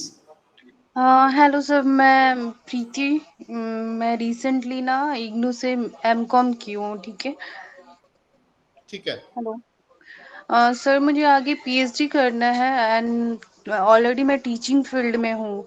मैं किड्सी प्री स्कूल की टीचर हूँ और मुझे आगे कुछ मतलब पीएचडी करना है, तो उसी रिगार्डिंग मुझे कुछ सजेशन चाहिए था। मैं मेरा नंबर दे दूंगा, उसके बारे में बाद में बात करेंगे। इसी पैनल डिस्कशन के ऊपर कोई डिस्कशन करना है तो आप कर लो।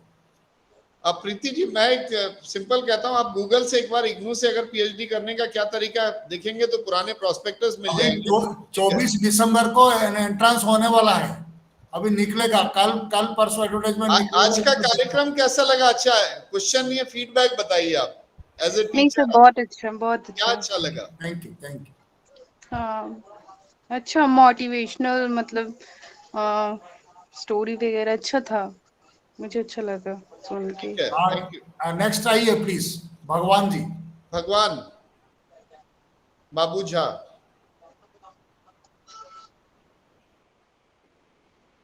भगवान जी अपना माइक अनम्यूट करिए और सवाल पूछिए।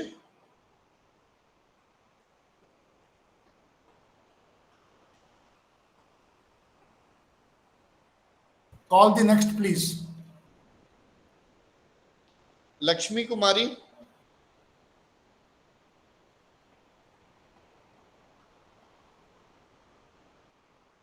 लक्ष्मी कुमारी अगर आप मेरी आवाज सुन पा रहे तो अपना माइक अनम्यूट करके एक बार अपना सवाल अगर हो तो कोई, या किसी तरह का कोई क्वेश्चन पूछना है तो पूछ सकते हैं।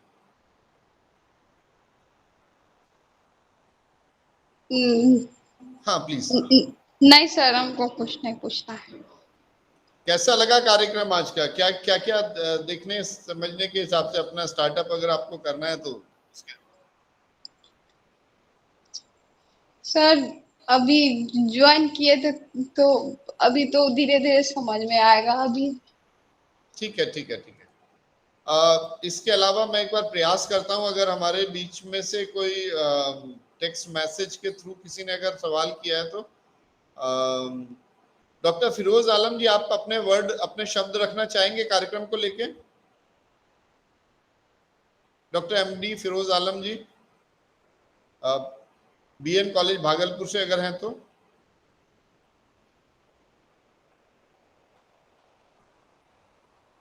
आशुतोष जी, हाँ, अपना माइक अनम्यूट करके पूछिए। सर, मैं दरभंगा के सिंहवाड़ा से हूँ। वर्तमान समय में अभी अहमदाबाद में जॉब करता हूँ और साथ में दरभंगा क्षेत्रीय इग्नू केंद्र से अपना पॉलिटेक्निक साइंस का तैयारी भी कर रहा हूँ। मेरा प्रथम वर्ष कंप्लीट हो गया है।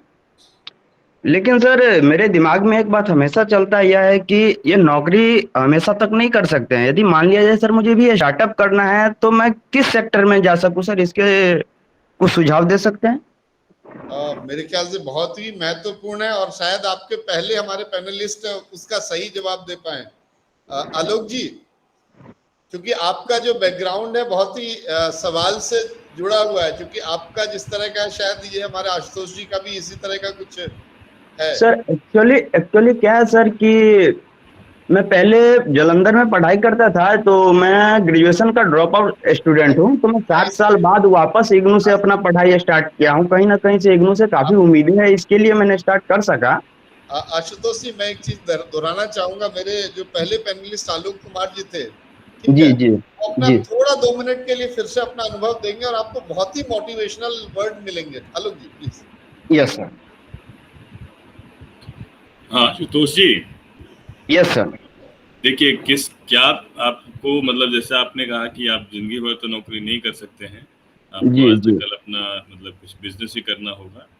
तो हर एक के जिंदगी में ना, आप देखिएगा, जो भी इंसान अपनी जिंदगी में कुछ भी कर पाया हो, मतलब उसका कोई ये तो नहीं कह सकते हैं कोई ज्यादा सक्सेसफुल है, कोई कम सक्सेसफुल है, लेकिन जो कर पाता है ना अपनी जिंदगी में, एक अपने आप को जो मतलब समझता है वो सक्सेसफुल हो गया है कि नहीं, मतलब अपने स्तर पर अगर अनुभव करता है, तो देखिएगा उसका एक हर वक्त ना एक आता है, एक पॉइंट आता है उसके लाइफ में। जैसे गांधी जी को देखिएगा, मतलब वो एक बार ट्रेन से धक्का दे दिया उनको, तभी वो क्लिक किया।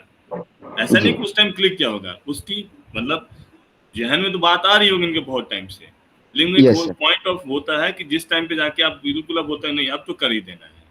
जैसे आपके मन में आता हो करना तो है, कुछ नौकरी तो नहीं करेंगे, करना तो है। जब तक ये नहीं पता चले, मतलब आप अगर आज की तारीख में देखिए कि जब आप एंटरप्रेन्योरशिप करेंगे, अपना बिजनेस कोई भी स्टार्टअप में करेंगे, तो दो चीज बहुत जरूरी है। पहला है कि आप क्या करेंगे और दूसरा है आप कैसे करेंगे। अब क्या करेंगे, इसके लिए बहुत जरूरी है कि उस काम के लिए आपके पास ना पैशन हो, या उस काम के लिए लगन हो। आपको हर वक्त अपनी जिंदगी में देखते रहना पड़ेगा कि वो क्या चीज है जिस प्रॉब्लम को आप सॉल्व करना चाहते हैं। जैसे मेरे को लगा था, मेरी जिंदगी के साथ कुछ ऐसा हादसा हुआ, कुछ घटना घटी, मतलब एक सिंपल बताता हूँ, 1.5 साल के लिए मैं बोल नहीं पाया था। तब मैं रियलाइज किया कि ये जिंदगी में क्या करूँगा अगर मतलब मिल जाएगा तो हुआ कि कुछ क्यों क्या कारण था, तो खान पान से रिलेटेड था। जो भी आज की तारीख में किसी को कोई भी एक कैंसर से रिलेटेड कोई भी बीमारी होती है, तो उसके पीछे एक ही कारण होता है कि वो खान पान उसका बहुत बड़ा कारण होता है, जो हम पेस्टिसाइड्स लेते हैं। तो मुझे तभी से हमने सोच लिया था करेंगे इसी लाइन में करेंगे, मतलब मैं तो अपनी इसको दूसरी जिंदगी मान रहा हूँ, तो मैं जिंदा रह गया, ये मेरे लिए सक्सेसफुल है और मैं काम कर पा रहा हूँ, ये तो बोनस है मेरे लिए। मैं अगर मान के चलिए अगर 700-800 लोगों को डेली, मतलब महीने का देखा जाए तो मेरा करीब 2-3 हज़ार लोगों को डेली अगर मैं कुछ दे पा रहा हूँ, तो यही मैं समझता हूँ कि मैं ठीक ठाक चल रहा हूँ, ठीक है नहीं।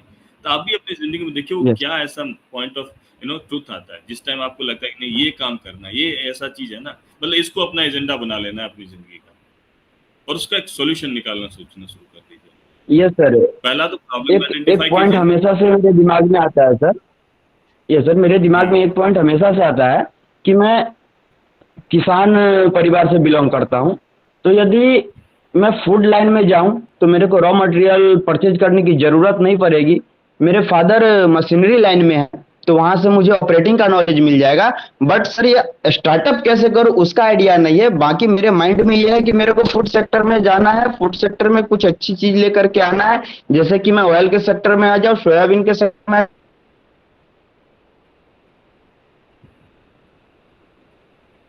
भी, मसाले में आ आप जाओ, आलोक जी आटा के में आ साथ जाओ, में चावल में, क्योंकि apprenticeship इसका कर लो रॉ कुछ मटेरियल दिन मुझे के लिए। खरीदना नहीं पड़ेगा, तो मैं अपने खेत से ले लूंगा। ऑपरेटिंग का नॉलेज मैं अपने फादर से ले लूंगा। लेकिन ये स्टार्टअप कहाँ से करूं? Yes sir. हेलो। देखिए, ये आशुतोष जी मैं बताऊं, अभी जो आप बात कर रहे हैं ना, वो आप वही बात कर रहे हैं जो मैं अपना पहले अपनी फेज में लाइफ में किया है। Yes sir. कि मेरे को क्या था, मेरे को फाइनेंस का नॉलेज था, मेरे को स्टॉक Yes, मार्केट sir. का नॉलेज था। वो एक क्रिटिकल फैक्टर होता है। बट सक्सेसफुल होने के लिए Yes, क्या है, sir. मुझे ये नहीं पता था कि इससे मैं करूंगा क्या। मतलब एक होता है ना कि अल्टीमेटली एंड में क्या सेटिस्फेक्शन मिलेगा। तो आप जो कह रहे हैं कि आप क्या कर सकते Actually- हैं, है ना, आपके पास है क्या, बट आपको प्रॉब्लम आइडेंटिफाई करना पड़ेगा, किस प्रॉब्लम को आप सॉल्व यस एक्चुअली क्या है कि सर जहन में थोड़ी सी डर बैठ गई है, क्योंकि एक बार स्टार्टअप किया था तो मैं बहुत बड़ा फेल्यूर साबित हो गया था सर। उससे कोई दिक्कत नहीं। क्योंकि सर वो आज से बहुत समय पहले वो लाल पीला कलर में कुछ बच्चे के खाने के लिए 1-1 रुपये में वो व्हाइट कलर में पैक होकर के लावा मिला करता था सर। मैंने उसका स्टार्टअप किया था। 6 महीने तक काफी अच्छी बिजनेस चली, लेकिन बाद में ऐसा हुआ कि कुछ FIR हो गए, तो लाइसेंस नहीं होने के वजह से, और जिसके जमीन पे था वो मेरे पास कोई उसका ऐसा पेपर नहीं था, और उन्होंने बोल दिया कि खाली करना पड़ेगा। तो उस FIR के चक्कर में मेरी बेस इतनी कमजोर हो गई कि मेरा स्टडी भी उसी चक्कर में रुक गया, और वापस 7 साल बाद मैंने इग्नू से अपना स्टडी चालू किया। और माइंड में तो यह है कि स्टडी कंप्लीट होगा और कहीं ना कहीं कुछ ना कुछ तो स्टार्टअप डालना है, फूड लाइन में ही डालना है। आशुतोष जी, अभी आप ये मान के चलिए, हमारे जो अभिलाष नायक सर हैं, पूरी ये स्टार्टअप को लेके, हो सकता है आपने आज ही किसी ग्रुप के थ्रू मैसेज लिखा हो, लेकिन हम लोगों का ये कंटिन्यूअस एक सीरीज ऑफ प्रोग्राम है जिसमें हम लोग बहुत ऐसे लोगों को एक एक करके ला रहे हैं, बच्चों को मिलवा रहे हैं। ठीक है।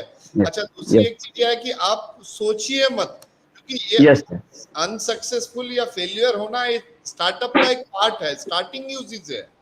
आप ये मत सोचिए कि मैं फेल हो गया एक बार तो इसका मतलब खत्म, क्योंकि स्टार्टअप कितनी भी है, जैसे अभी हम लोग पिछले प्रोग्राम में देख रहे थे, कम से कम ऐसे लोग हैं जो कि मेरे ख्याल से हो सकता है कि जिनको स्टार्टिंग में अपनी फीस देने तक का पैसा नहीं था, कैसे कैसे स्ट्रगल किया, आज की तारीख में वो पूरा यूनिवर्सिटी हब बनाए हुए हैं इस तरह का, और कई स्टार्टअप्स हैं उनके पास में। ऐसे बहुत से एग्जाम्पल आपको मिलेंगे हमारे साथ में। यस सर, इसकी एक एग्जांपल मैं खुद भी हूं कि मैं फाइनेंशियल इतना वीक हो गया कि मैं अपना ग्रेजुएशन नहीं करके पहले छोटी बहन का ग्रेजुएशन कराया। जब उनका ग्रेजुएशन कंप्लीट हो गया तो मैंने अपना एडमिशन लिया इग्नू में सर। आप रीजनल सेंटर आइए, आलोक जी का नंबर हम आपको प्रोवाइड करते हैं। बाकी और चीजें जो चल रही हैं इस क्षेत्र में, और भी बहुत से लोग हैं। आप अपना प्लान लेके आइए, रीजनल सेंटर में राजीव जी आपको गाइड करेंगे, और पटना कभी आते हो तो आइए, हम बात करेंगे। ठीक है। ये सर, तो रीजनल सेंटर पे आके सर किधर मिलना होगा सर? वहाँ पे पटना में तो मेरे से मिलो, नायक सर से। Okay sir. शेयर किए लिंक, सोनल मैम भी अपना लिंक शेयर किए, पूनम मैडम भी, सॉरी सोनल मैडम भी अपना दिए है। और ये हाँ, अभी हम रिक्वेस्ट करेंगे संजीव जी को, उनका कोई सवाल है? हाँ संजीव जी, अपना सवाल प्लीज। सर यस सर, हम सर MBA मार्केटिंग से कर रहे हैं सर, इग्नू से। हेलो, बोलिए, आ रही आवाज। हाँ सर मैं भी सर स्टार्टअप करना चाहता था, लेकिन अनफॉर्चुनेटली फंड नहीं होने के कारण नहीं कर पा रहा हूँ, और करना भी चाहता हूँ तो सर आप पहले अपना आइडिया लेके आइए, उसके बाद फंड के बारे में बाद में देखेंगे। सर आइडिया तो है सर, कैचअप प्लांट के लिए हम लोग सोचे थे। संजीव जी, अभी आज के समय में जो सिस्टम है, इस तरह के एक कॉन्सेप्ट है कि आप पहले अपना एक प्रॉपर आइडिया डेवलप करें। ठीक है।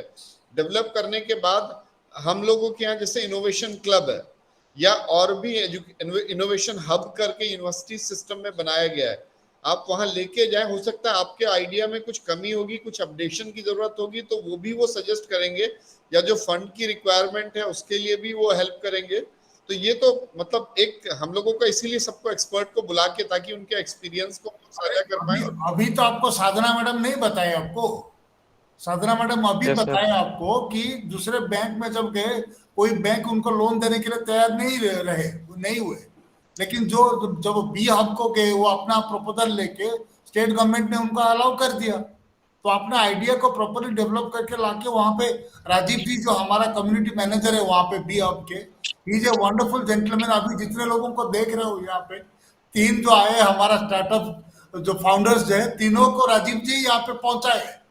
बी हब का जो कम्युनिटी मैनेजर है जो कि सीआईएमपी के अंडर चल रहा है, we are thankful to the CIMP administration, वहाँ के जो चीफ एडमिनिस्ट्रेटिव ऑफिसर जो कि खुद उसकी नोडल ऑफिसर है, मतलब सीईओ है उनका, मैंने जो इनोवेशन फाउंडेशन का, प्लस राजीव जी जो कम्युनिटी मैनेजर, ये जितने लोग आप यहाँ देख रहे हो तीनों जो आए पैनलिस्ट, तीनों को तो वहीं पहुंचाए।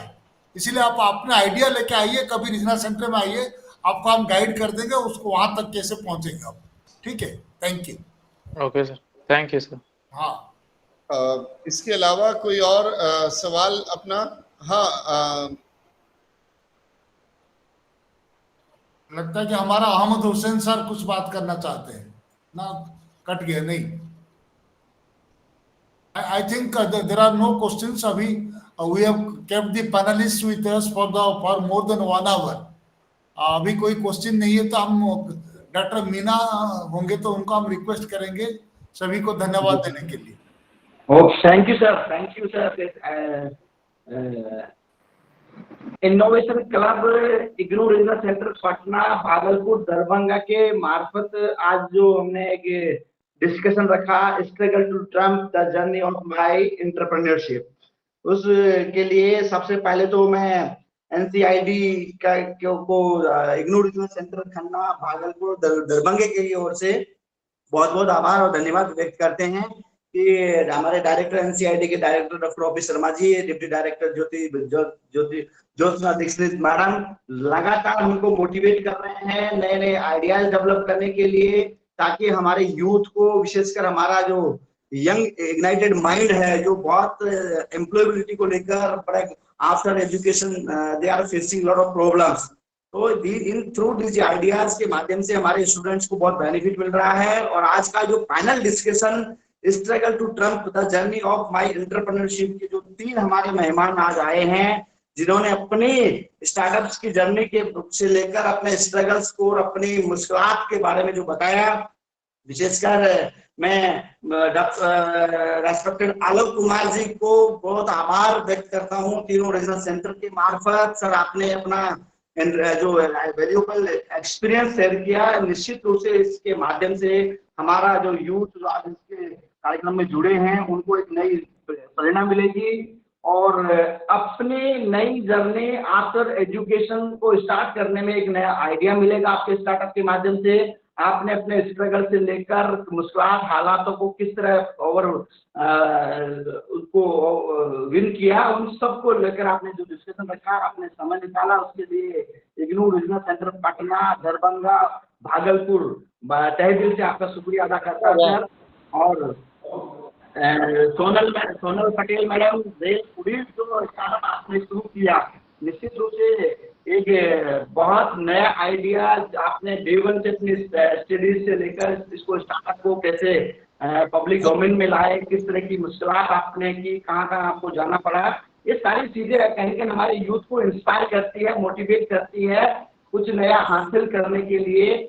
और साधना मैडम जो बड़ी एक अंकुरम लोगों के माध्यम से गाँव देहात से अलग अलग दूर तक इलाकों में जाकर टेक्नोलॉजी को बेनिफिट पब्लिक के लिए ट्रांसफर करने का जो जज्बा आपने दिखाया है, उन सब के लिए मैं इतना ही कहूँगा कि आप तीनों के लिए कि काम ऐसा करो कि एक पहचान बन जाए, हर कदम ऐसा चलो कि निशान बन जाए।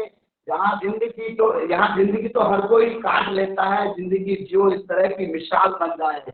All of you, all of you are today is icon for our society, for our youth, or we salute you, your enthusiasm, your zeal, or your passion. Alok sir ने कहा कि without passion we can't go further.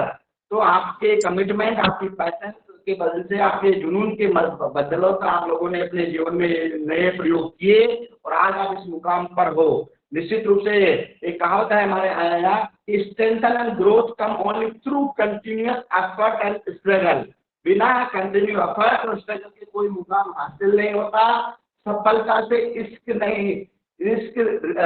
से आती है, सफलता इश्क से नहीं, रिस्क से आती है। आप तीनों का बहुत बहुत आभार। और विशेष रूप से मैं इग्नू रीजनल सेंटर के senior regional director doctor Abhilash Nayak साहब के प्रति बड़ा आभारी हूँ, जो कंटिन्यूसली लगातार हमको मोटिवेट करते हैं नए नए आइडियाज के लिए, नए नए स्टार्टअप, नए नए डिस्कशन के लिए। ये डिस्कशन उसी का परिणाम था कि आपके लीडरशिप में आपने ये इनिशिएट लिया और नए हमारे स्टूडेंट्स को, कोऑर्डिनेटर्स को, तमाम हमारे कलीग्स को मोटिवेट किया। आज हम इस मुकाम पर है कि एक अच्छा डिस्कशन आज की इस वार्ता के माध्यम से हम कर पाए।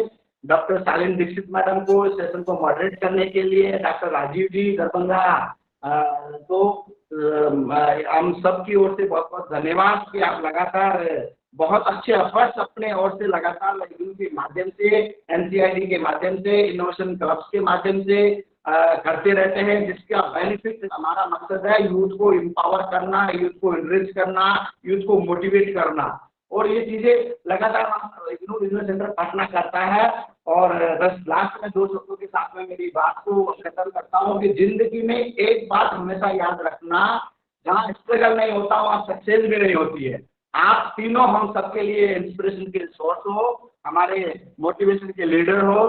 आप तीनों ने समय दिया हमारे बच्चों के लिए, हमारे बच्चों को नए आइडियाज देने के लिए, नए न्यू स्टार्टअप शुरू करने का हौसला देने के लिए पुनः बहुत बहुत शुक्रिया अदा करता हूँ। Thank you very much. Thank you doctor Meena. अभी तीनों मेरे पैनलिस्ट जो है आलोक जी, साधना झा मैडम को और सोनल पटेल मैडम को, तीनों को धन्यवाद। और हम चाहेंगे कि कभी भी आप CIMT पे कभी भी आते हैं, we are just neighbour to them, उनके बगल में हमारा ऑफिस है, तो काइंडली आइए यहाँ पे, फिजिकली भी आपको मिलना चाहेंगे और बुलाएंगे भी हम आगे, क्योंकि अभी तो क्योंकि हमारा डिस्टेंस एजुकेशन है, बच्चे इधर उधर स्कैटर्ड है, सभी को इकट्ठा लाके बिठाना थोड़ा दिक्कत होता है। That's why we are organising online sessions. लेकिन हम टच में रहेंगे, पर्टिकुलरली आलोक जी को और साधना मैडम को और हमारे सोनल मैडम को, तीनों को तो हम माने उनके टच में रहेंगे और उनका माने जो आइडियाज और मोटिवेशन बच्चों के तक पहुंचाने के लिए हम कोशिश करेंगे।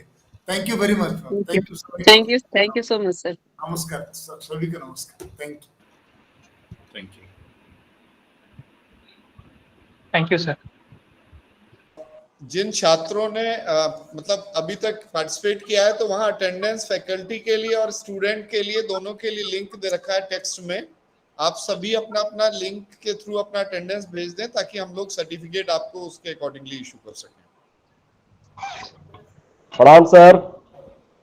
प्रणाम।